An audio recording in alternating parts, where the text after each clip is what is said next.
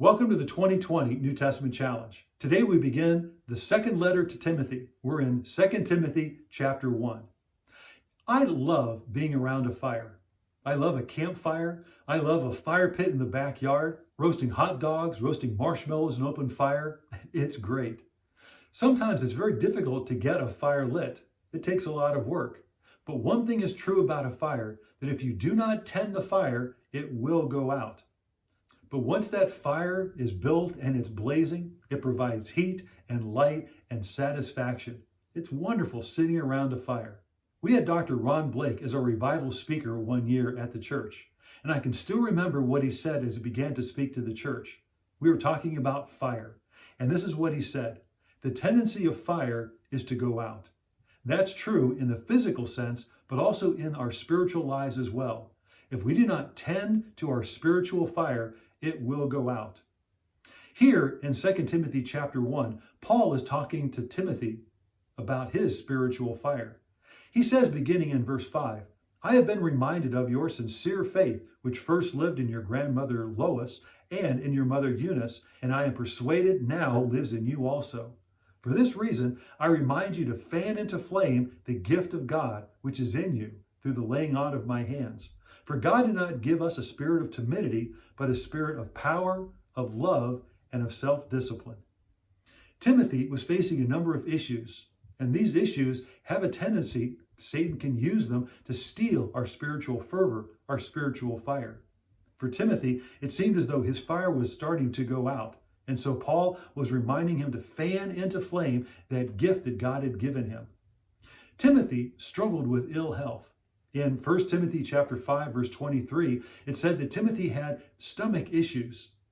Oftentimes, when we have ill health, it can sap our strength, it can zap our stamina, and we can even get to the point where we start to question, God, why are you allowing this to happen? For Timothy, he struggled with ill health. Timothy was also young, he was shy, and he was emotional. As we follow Christ, sometimes our emotions can be high and they can be low. We can sometimes feel as though we're on a roller coaster. Plus, Timothy faced difficulties, opposition, and trouble. All of these issues that Timothy was facing, we also face. And Satan will want to use these kind of issues to get our spiritual life to wane. So what do we need to do? We need to do what Paul told Timothy, to fan into flame the gift that God has given to us.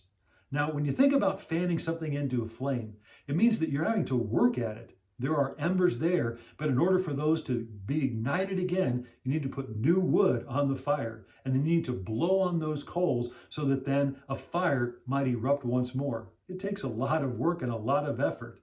We need to understand that fire is rekindled by doing what we did at first. Feelings should never be our motivating factor. Obedience, however, should be, because feelings will always follow obedience. The other thing that Paul says to Timothy is that everything that you need to have your fire ignited again, he's already given to you. He said in verse 7, God did not give us a spirit of timidity, but a spirit of power, of love, and of self-discipline. What do we need to do to fan that into flame into our life? We need to ask God to ignite the Spirit's power within us as we do our part. We need to ask God to ignite the Spirit's love within us as we do our part. And we need to ask God to ignite self-control in us through the Spirit as we do our part. When we do our part, God will do His as well. God gave us everything that we need to be on fire for Him. But we need to fan that into flame. So let's be obedient and see what God will do. Thank you for joining the 2020 New Testament Challenge.